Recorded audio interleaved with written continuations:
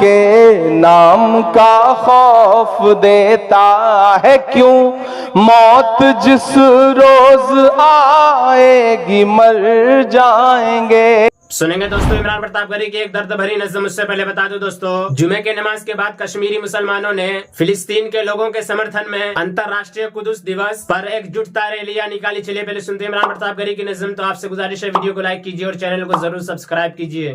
کیا دینے والے لوگ، یہ ڈرانے والے لوگ، یہ مٹی میں ملانے کی باتیں کرنے والے لوگ، اعلان عمران پڑھتا ہے کہ وقت کے حاکموں بادشاہوں سنو، کے نام کا خوف دیتا ہے کیوں؟ موت جس روز آئے گی مر جائیں گے۔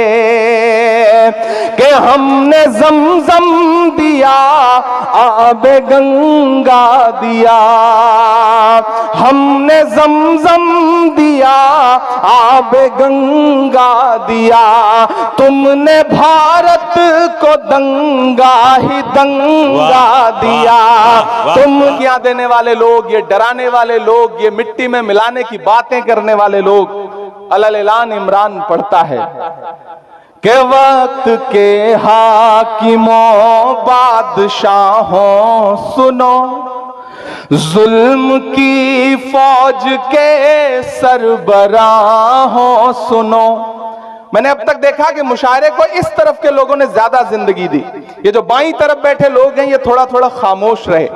مجھے دیکھنا ہے کہ کون سی سائٹ کے لوگ مشاعرے کو زیادہ زندگی دے رہے ہیں۔ ادھر جو مائیں بہنیں بیٹھی ہیں مجھے ان کی بھی دعائیں چاہیے کہ قاتلوں کے سبھی خیر خواہوں سنو، وقت کے حاکموں بادشاہوں سنو، ظلم کی فوج کے سربراہوں سنو، اے سیاست کے مغرور شاہوں سنو، مت سمجھنا ڈرانے سے ڈر جائیں گے۔ نہیں ڈریں گے نا؟ نہیں ڈریں گے نا؟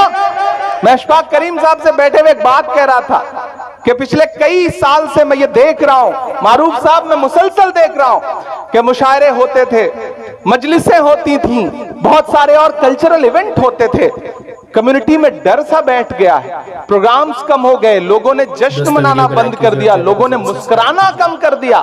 ایسے میں اس ڈر کو توڑنے کی ضرورت ہے، اس خاموشی کو توڑنے کی ضرورت ہے۔ میں اس خاموشی کو توڑنے کے لئے ہمت کرتا ہوں اور اس ہمت میں آپ سے دعا مانگتا ہوں۔ ناظرین، عمران پرتاپ گری کی نظم سننے کے بعد آپ اپنی رائے میں کیا کہنا چاہتے ہیں وہ نیچے کمنٹ باکس میں ضرور بتائیں۔ حضرت ابو ہریرہ رضی اللہ عنہ روایت کرتے ہیں کہ نبی کریم صلی اللہ علیہ وسلم نے ارشاد فرمایا، 7 آدمی ہیں جن کو اللہ تعالیٰ اپنی رحمت کے سایہ میں ایسے دن جگہ عطا فرمائیں گے جس دن اس کے سایہ کے علاوہ کوئی سایہ نہ ہوگا۔ نمبر 1 عادل بادشاہ، نمبر 2 وہ جوان جو زبانی میں اللہ تعالیٰ کی عبادت کرتا ہو، نمبر 3 وہ شخص جس کا دل ہر وقت مسجد میں لگا رہتا ہو، نمبر 4 2 ایسے شخص جو اللہ تعالیٰ کے لیے محبت رکھتے ہوں، ان کے ملنے اور جدا ہونے کی بنیاد یہی ہو، نمبر 5 وہ شخص جس کو کوئی اونچے خاندان والی حسین عورت اپنی طرف متوجہ کرے اور وہ کہہ دے کہ میں تو اللہ تعالیٰ سے ڈرتا ہوں، نمبر 6 وہ شخص جو اس طرح چھپا کر صدقہ کرے کہ بائیں ہاتھ کو بھی خبر نہ ہو کہ دائیں ہاتھ نے کیا خرچ کیا ہے، نمبر 7 وہ شخص جو اللہ تعالیٰ کا ذکر تنہائی میں کرے اور آنسو بہنے لگے۔ حضرت جابر بن عبداللہ رضی اللہ عنہما روایت کرتے ہیں کہ رسول اللہ صلی اللہ علیہ وسلم نے ارشاد فرمایا، علماء پر بڑائی جتانے، بیوقوفوں سے جھگڑنے یعنی ناسمجھ عوام سے الجھنے اور مجلسین جمانے کے لیے علم حاصل نہ کرو، جو شخص ایسا کرے اس کے لیے آگ ہے، آگ ہے۔ فائدہ علم کو مجلسین جمانے کے لیے حاصل نہ کرو، اس جملے کا مطلب یہ ہے کہ علم کے ذریعے سے لوگوں کو اپنی ذات کی طرف متوجہ نہ کرو۔ حضرت ابو ہریرہ رضی اللہ عنہ فرماتے ہیں کہ رسول اللہ صلی اللہ علیہ وسلم نے ارشاد فرمایا، جس شخص سے علم کی کوئی بات پوچھی جائے اور وہ باوجود جاننے کے اس کو چھپائے تو اللہ تعالیٰ قیامت کے دن اس کے منہ میں آگ کی لگام ڈالیں گے۔ حضرت ابو ہریرہ رضی اللہ عنہ روایت کرتے ہیں کہ رسول اللہ صلی اللہ علیہ وسلم نے ارشاد فرمایا، اس شخص کی مثال جو علم سیکھتا ہے پھر لوگوں کو نہیں سکھاتا اس شخص کی طرح ہے جو خزانہ جمع کرتا ہے پھر اس میں سے خرچ نہیں کرتا۔ حضرت عبداللہ بن عمر رضی اللہ عنہما روایت کرتے ہیں کہ نبی کریم صلی اللہ علیہ وسلم نے ارشاد فرمایا، قیامت کے دن صاحب قرآن سے کہا جائے گا، قرآن شریف پڑھتا جا اور جنت کے درجوں پر چڑھتا جا اور ٹھہر ٹھہر کے پر جیسا کہ تو دنیا میں ٹھہر ٹھہر کر پڑھا کرتا تھا، بس تیرا مقام وہی ہوگا جہاں تیری آخری آیت کی تلاوت ختم ہوگی۔ فائدہ صاحب قرآن سے حافظ قرآن یا اکثر کثرت سے تلاوت کرنے والا یا قرآن کریم پر تدبیر کے ساتھ عمل کرنے والا مراد ہے۔ حضرت عائشہ رضی اللہ عنہا فرماتی ہیں کہ رسول اللہ صلی اللہ علیہ وسلم نے ارشاد فرمایا، حافظ قرآن جسے یاد بھی خوب ہو اور پڑھتا بھی اچھا ہو، اس کا حشر قیامت میں ان معزز فرما بردار فرشتوں کے ساتھ ہوگا جو قرآن شریف کو لوح محفوظ سے نقل کرنے والے ہیں۔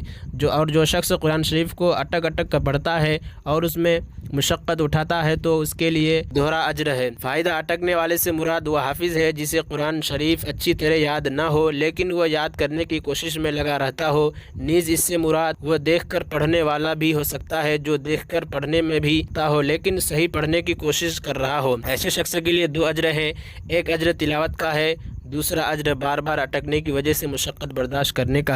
اور عمران پرتاپ گڑھی سے جڑی خبروں اور نظموں کے لیے ہمارے اس چینل کو ضرور سبسکرائب کریں۔ ملتے ہیں کسی اور ویڈیو میں اسے نئی نظم اور نئی خبروں کے ساتھ، تو جب تک کے لیے دیجیے مجھے اجازت اور رکھیے اپنا خیال۔ آپ دیکھ رہے تھے سنہرے لفظ اور میں آپ کے ساتھ محمد ثاقب۔ السلام علیکم۔